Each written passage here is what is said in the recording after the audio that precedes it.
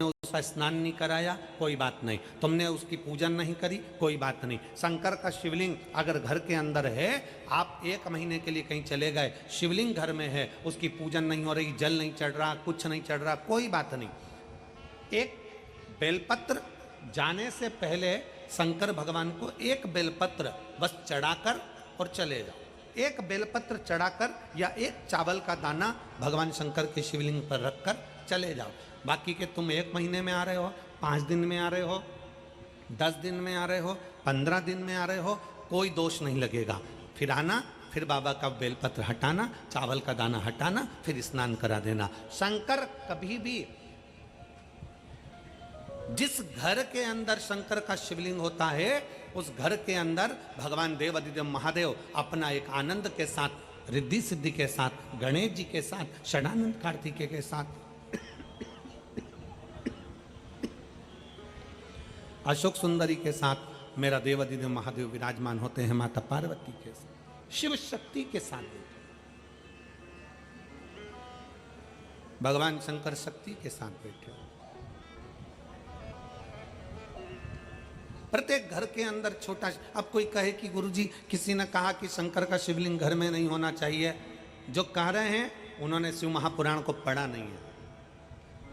ठाकुर जी की मूर्ति अगर टूट जाए तो वो खंडित कहलाती है, देवी जी की मूर्ति टूट जाए तो वो खंडित कहलाती है, देवता की मूर्ति टूट जाए तो वो खंडित कहलाती है, पितरों की पाथड़ी टूट जाए तो वो खंडित कहलाती है। पर शंकर भगवान का शिवलिंग 20-25 टुकड़े भी हो जाएं तो वो खंडित नहीं कहलाता, वो अखंडेश्वर महादेव ही कहलाता, वो खंडित नहीं कहलाता।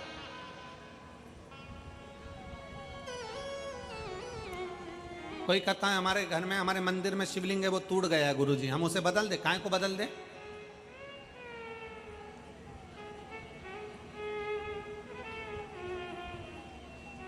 शंकर का शिवलिंग तुम्हारे घर में जैसा है, पत्थर का है, तुम्हारे घर में जो शिवलिंग जिस भाव से विराजमान है, पारद का है, चांदी का है, पत्थर का है, नर्मदेश्वर है, सीहोर का कुबेरेश्वर धाम का कंकर शंकर है, तुम्हारे घर में जो रखा वो श्रेष्ठ है, उसकी श्रेष्ठता।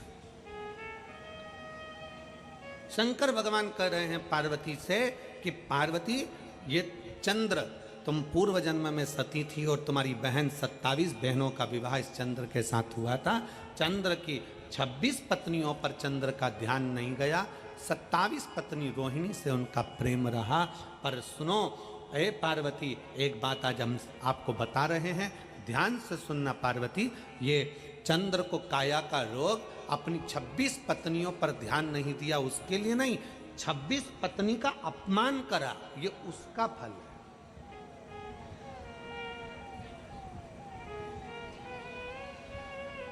छब्बीस पत्नी का जो अपमान किया गया है, ये उसका भोग है।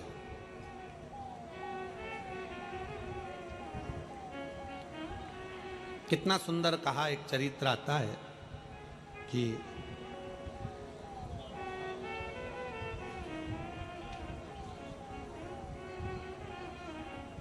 एक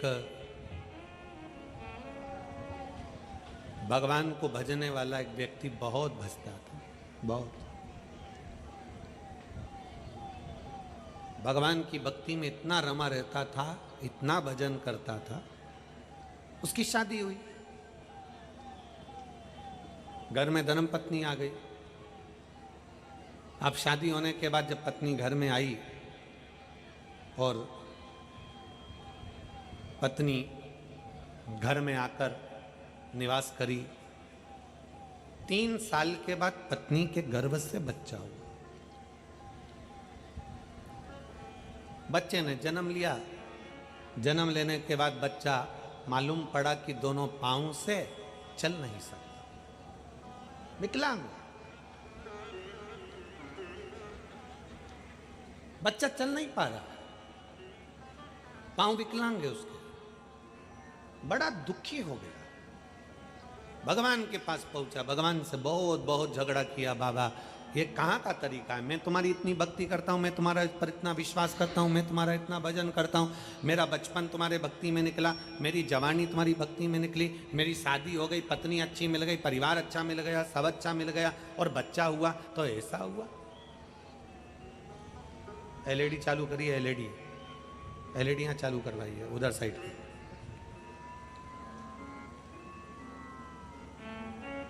अगर बच्चा हुआ तो मेरा बेटा हुआ और उसके पांव नहीं है, विकलांग है, विकलांग। बच्चा हुआ तो ऐसा बड़ा दुख होया, बड़ा बड़ा तकलीफ है।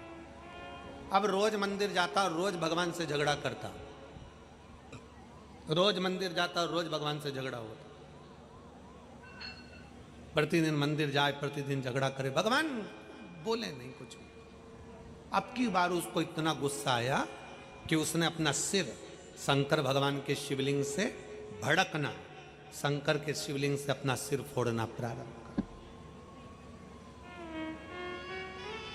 शिव जी प्रकट हुए। क्या बात है, क्या हो गया? मैं आपका भजन करता हूं बचपन से, भगवान आपका भक्ति कर रहा हूं, एक लोटा जल समर्पित करता हूं, पूजन करता हूं, आराधना करता हूं। शादी हो गई, मेरी पत्नी आ गई, मेरी पत्नी के गर्भ से बच्चा हुआ, वो दोनों पांव से विकलांग है।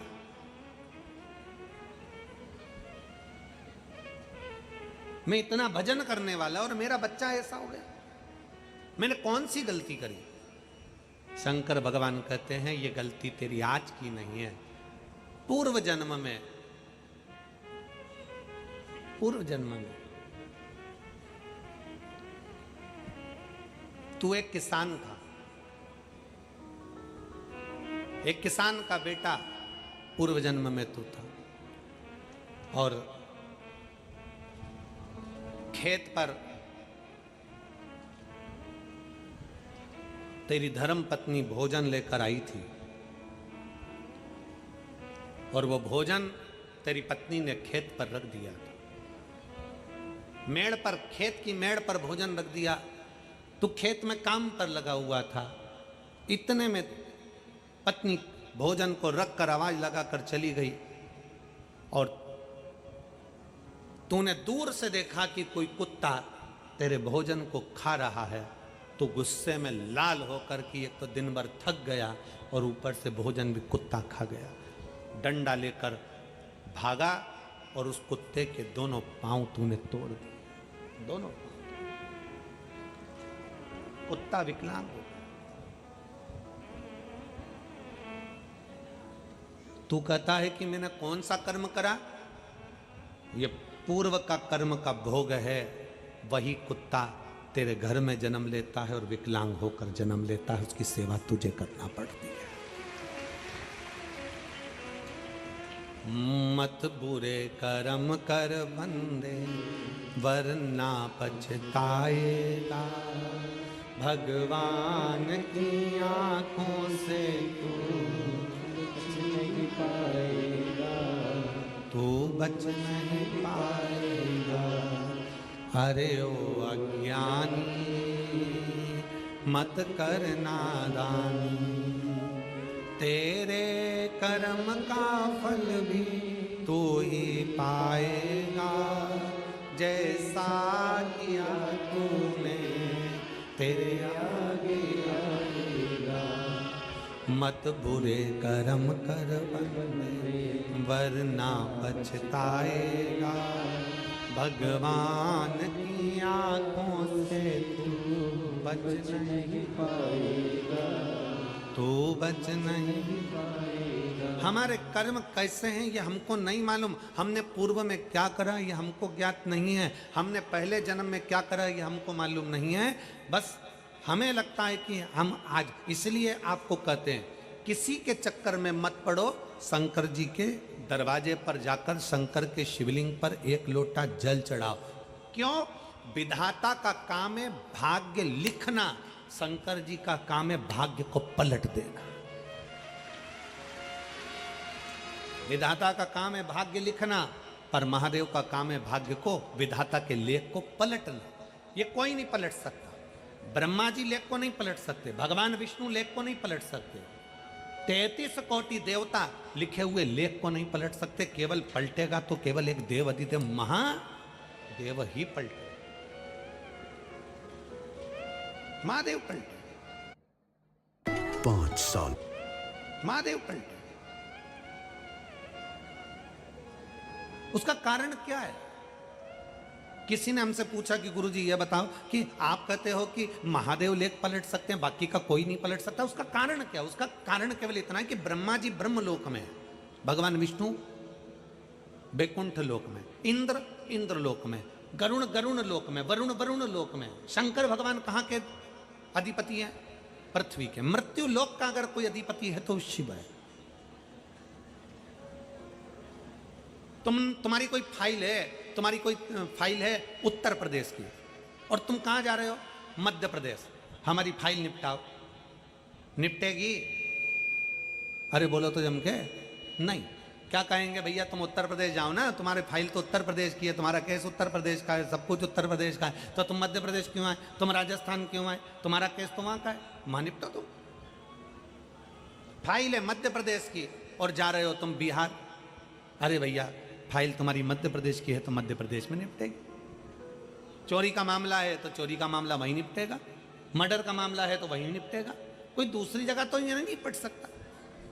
तुम्हें जाना है तो वहीं जाओ, वहीं पर निपटेगा। उसी तरह उत्तर प्रदेश की फाइल उत्तर प्रदेश में निपट रही है, मध्य प्रदेश की फाइल मध्य प्रदेश में निपट रही है, राजस्थान की फाइल राजस्थान में निपट रही है। ये प्रदेशों को बांटा क्यों है? उसका बांटने का कारण है कि आप इतना क्षेत्र संभालो और यहाँ का कार्यभार आप देखो, कौन सी फाइल निपटाना है, क्या करना है, क्या लिखना है, क्या नहीं करना है, ये आपके ऊपर है, ये आपके ऊपर निर्भर कर। उसी तरह फाइल दी गई है। पृथ्वी पर जन्म लेने वाले जितने भी मनुष्य हैं, पृथ्वी पर जन्म लेने वाले जितने भी जीव हैं, जलचर, थलचर, वायुचर, पृथ्वी पर अगर एक चींटी भी जन्म लेगी, झिंगुर भी जन्म लेगा, कीड़ा भी जन्म लेगा, मनुष्य भी जन्म लेगा, पृथ्वी पर अगर जन्म लिया है तो इन सब की फाइल मेरे देव अधिदेव महादेव के पास है, वो पलट देगा, पलट देगा। यहां की फाइल शिव के पास।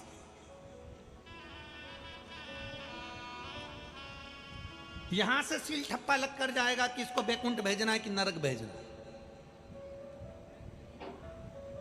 और तुम जितने बैठे हो एक भी बैकुंठ नहीं जाएगा। ना ये सीहोर वाला महाराज जाएगा, ना तुम जितने कथा सुन रहे कोई बैकुंठ नहीं जाएगा। क्यों? क्योंकि बैकुंठ में होटल में उतने दिन ही रखा जाता है जितने दिन माल लुटाते जाओ। बैकुंठ में उतने दिन ही रहने को मिलता है जितने दिन तुमने अच्छा कार्य किया है, उतने दिन तुम्हें बैकुंठ में रहने को मिलेगा। तुम्हारी पॉकेट में पैसा है तो खूब लुटाओ, उतने दिन तुम्हें होटल में रहने देगा। पॉकेट में पैसा खत्म, होटल से निकाल देंगे। तुम्हारे पुण्य खत्म, बैकुंठ से धक्का मार देंगे। केवल एक धाम है, शंकर का धाम, जहां पॉकेट का माल नहीं देखा जाता, जहां एक लोटा जल देखा जाता है। जितने कथा सुन रहे हो शिव महापुराण की, बैकुंठ में अपन नहीं मिलने वाले, नरक में भी नहीं मिलने वाले। कहां मिलेंगे? बाबा भोलेनाथ के चरणों में, कैलाश अधिपति के उस पवित्र प्रांगण में, कैलाश की भूमि पर जिसके ऊपर से देवता भी नहीं गुजर के जा सकते, वो कैलाश की धरा पर आप और हम मिलेंगे। वो कैलाश की भूमि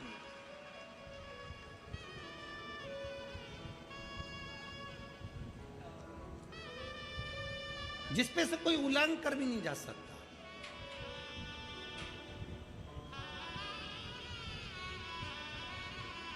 कितना विचित्र कथा है। लंका का राजा रावण कैलाश पर पहली बार गया और बीच में नंदी बैठा मिल गया, तो नंदी को बैठा हुआ जानकर रावण ने अपना स्वरूप बढ़ाया और नंदी को उलांघने लगा। तो नंदी ने पांव ऐसा पकड़ा का राजा रावण उलांग भी नहीं पाया, 10 मुंडियां हिलने लगी।